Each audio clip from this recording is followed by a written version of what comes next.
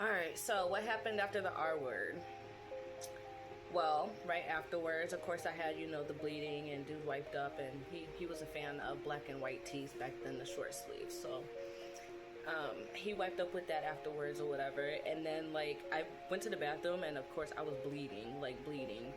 And it had slowed down and stopped or whatever. He told me to use the tissue. He was telling me what to do. He literally went up there with me and everything the first time. He was up there real briefly, told me what to do, kind of showed me, but then went downstairs. So shortly afterwards, the bleeding kind of like slows down. I don't remember if like stopped all the way, but I definitely remember like it slowed down. So of course I'm in my feels, like everything is just weird to me. Life is just wow. Like just what? Like I'm confused. I was sore. I was hurt. I was man. I felt like I just died. A piece of me literally died. And I had no one to express it to share that with.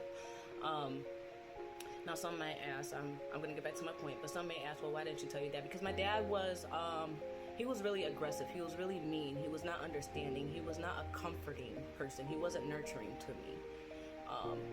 And he always listened to everybody else, especially my stepmom. He listened to everything that she had to say, So already, everybody was against me the whole time. They were already against me since whatever happened between my dad and my grandfather.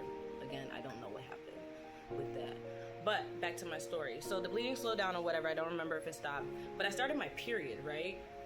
Yeah, I will never forget starting my period.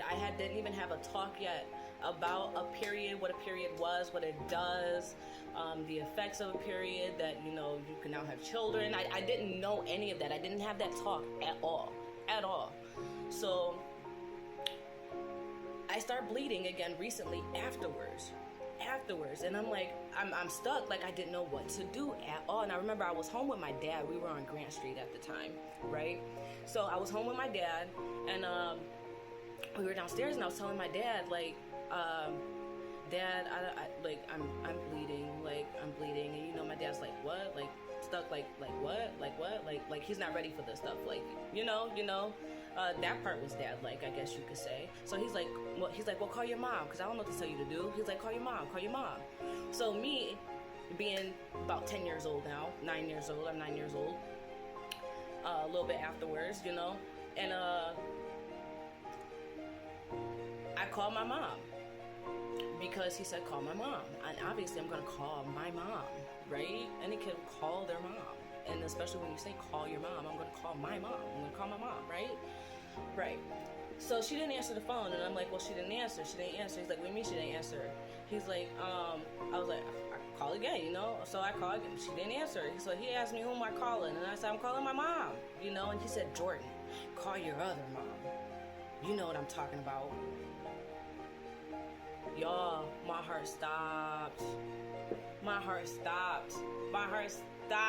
It stopped, y'all.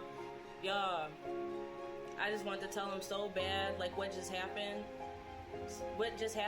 And I couldn't, because my dad was always aggressive towards women and children, and he was always controlling, and like I said, he was not nurturing to me.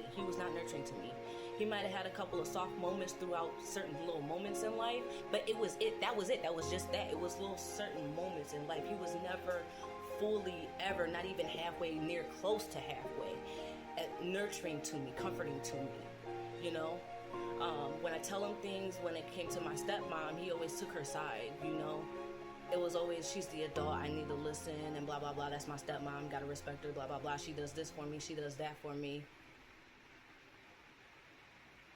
She also does bad things, okay? She's also mean. She's also hateful. And very jealous of my mom.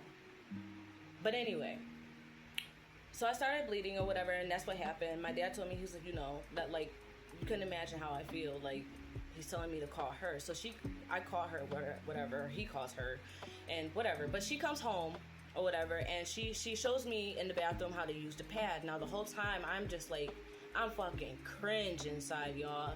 Cringe inside. right? Okay, so that's just that. That's the story about the period. That's how I got my period. But then shortly after that, it's already been confirmed, and I'm not going to throw a whole bunch of names out there, but it's already been confirmed by a few people that she was the one who went around telling people that she thought my abuser was trying to mess with me or had some type of attraction towards me and blah, blah, blah, blah, blah. That is when my family literally started questioning me. Is he doing something to you? Is something going on? I said no. And that's the honest to God truth. I said no. Every time somebody asked me, I said no to them because nobody made me feel safe and protected. And at the end of the day, I was at home with those two, my dad and my stepmom, you know? So anything I say to y'all is gonna get me in trouble when I get back home. Like I said before in my other video, you know, with therapy, I would get in trouble for saying things. And what's the point of saying anything when I know I'm about to get messed up at home? When I know nobody is on my side, you know? So I did. I told people no, that things were going on within the family. But then that's gonna lead me into my next part of certain things and how I started to try to get help for myself. So I'm gonna make that a whole nother video. And yeah, y'all, I'm just gonna stop it right there and do another video later. Thanks for listening. This was part 2 of my story.